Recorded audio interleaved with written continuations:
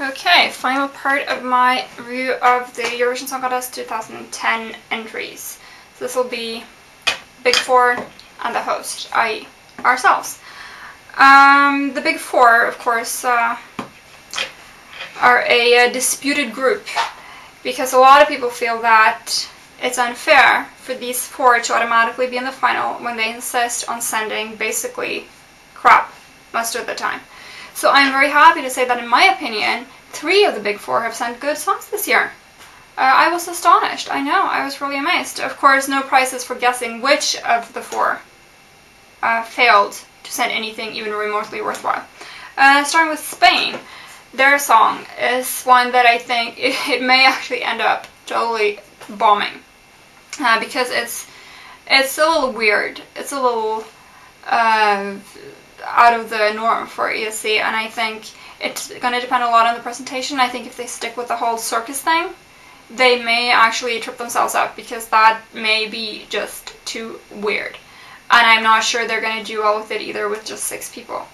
But the song in itself I think is wonderful, beautifully melodious, just almost kind of a musical number, and I love musicals. So I think my money, just personally in my opinion, I think it's a wonderful song, and I'm so happy to see the Spanish sending something that is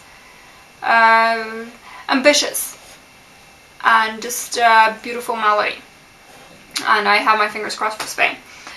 Norway, we're hosting, so we're in the final. I don't think that's a very good part of the prize because it means our song is only heard once, and that is usually not to the advantage of those 5 songs that are automatically in the final. What do I think about our song? I wanted us to send the song The Dragon Tower by the black metal band Keep of Kalesin. We're in our final here in Norway, and I thought it would be so fantastic to send them. They would never in a million years have won. But we don't want to win, because winning twice in a row is just absolutely a curse. We don't want that. But they might have done pretty well, at least not shamefacedly badly, and I think that is like one of the few things that Norway is known for outside of our own borders, so that it would have been so cool to send something that was really representative of us. I would have just loved that, but no, that didn't happen, so what are you gonna do? I think that the song we ended up with has potential to do either very well or in between, or actually end up as a nil pointer. I do. It's in the media over here, we're hearing a lot about how fantastic it is and how everybody loves Didrik, and it's so brilliant, but I think that's what we always hear, even when we end up blowing completely. So I kind of struggle with that, believing the media type of thing. I think that the song is beautiful if he sings it well, which he had a problem with in our national finals. I think that he is absolutely gorgeous. He's probably going to get some votes on that from like young girls watching. I don't know. I'm so divided about that song. I like it a lot, but I like that kind of music. I'm a huge fan of the opera fan. I like those huge dramatic kind of scene-setting ballad things. And I'm not sure that the general ESC audience is going to like it. I think that it may do well. I don't think it's a winner. Not at all. I hope it will do well so we don't make a fool of ourselves in our home court, but I don't see how people think it has a chance to win. And here, back to Ireland, because I have a friend who is totally crazy about the song and about Didrik, and I told him he had to listen to the Irish song. And I said, it's the same as ours. And we listened to the CD, and when the Irish song came on, he was totally shocked, because he thought when I said they have the same song as us that I meant metaphorically, but I don't. They have the same song. It literally is this close to being the same song, except that theirs is partly performed better because Niamh Kavanagh is a much better singer than Didrik Sollitongen, and I think hearing one song after the other really brings that home. She's fantastic. He's just good. He may be fantastic one day, but he's 22 years old. He's not fantastic now. And their song has a bit of the Irish in it. It has Irish flute, it has an Irish feel, and that, in my opinion, is the biggest problem with the Norwegian song. that there is nothing about it to indicate that it is the Norwegian song. There's no Norwegian element in it. In fact, it's rather un-Norwegian, because that type of big musical number isn't really... It's not Norwegian. It's just... and I think when you have a lot of people looking for the national element, which I think we do have down east, and personally in this viewer in Norway as well, I think this is going to fall through the cracks, because I think it's... again, there's nothing Norwegian about this, unfortunately. Then the United Kingdom.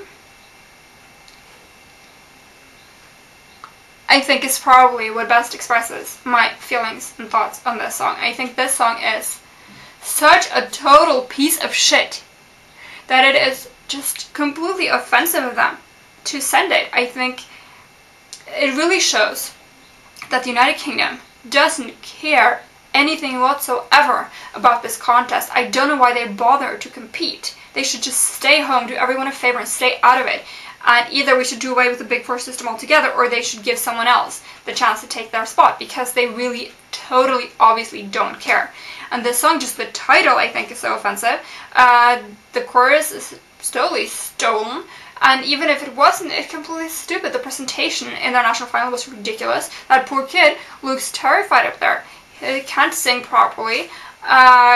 He's a karaoke singer, for Christ's sake. It's just, this is what we get from basically the motherlode, the country in the world that is literally the top country when it comes to pop music. This is what they send us. We have little, like, Macedonia and Armenia and countries like that who are struggling to send us their best, and the United Kingdom comes up with that piece of shit. That sounds good to me. I don't think so. Sorry, Brits. I love your country. It's my favorite country to travel in. But you guys really need to just sit down, look yourselves in the mirror, and think about what you're actually doing in this contest, because you're contributing nothing, you're embarrassing yourselves, and you're offending all the rest of us by sending abysmal crap like this. Pete Waterman, go back to the 80s. This song I don't think is new. I think it's some shit that he and, what was it, Stock, that he collaborated with on this one, that they had lying around in their drawers just waiting to use it, and I think it's just... Sorry to be going on for so long, but I really think this is offensive, and I hope that this year we will see the United Kingdom 0 points, because that's all you guys deserve.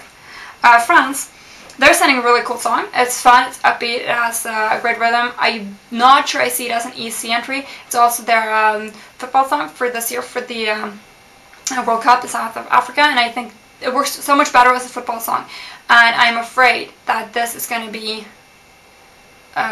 lost in the ESC. I think a lot of people aren't going to fall for this in this setting, unfortunately. And I have to say, although I personally am not a racist, I think it's not a good idea. Unfortunately, with the way this contest is, it's not the best idea to send a colored singer. Unfortunately, as we've seen before, when the Netherlands did it, they had a great song, didn't get through from the final, and I think, personally, I believe that there is some racism out there.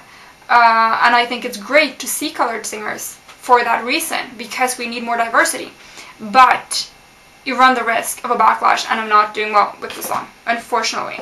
Because I think France, they've made a serious effort this year. The song isn't quite up to, or it's not, it is up to the ESC standard, it's probably above, but it's not in the ESC sort of box. So I think it may end up doing less well than they hope, unfortunately. I think it deserves to do well. I think it's a good song. They were making a serious effort this year, so kudos to them. And finally, ending on an incredible high note, Germany. They've been sending either songs that have sucked or songs that have been good, like last year, but have been totally wrong for the contest and ended up doing so badly that it seems that they're just totally missing the point constantly. But this year the German song is so good that personally, I would be thrilled to see the contest go to Berlin in 2011. It would be so well deserved. That song is so cool. It has fantastic rhythm, fantastic melody, wonderful singer with a great voice, so much character. The song has so much personality. It just hooks you right away. You hear it and it's there. And I think Germany, again, I'm rooting for Armenia this year, but I think Germany, quite possibly, have come up with the best song. And I think it's fantastic to see an old giant, or that's wrong, they've only won once, but a giant of European culture, let me call it that, really rising to the challenge of the Eurovision Song Contest and giving us their best. Fantastic. Thank you, Germany. Ending on a high note. Eurovision Song Contest 2010.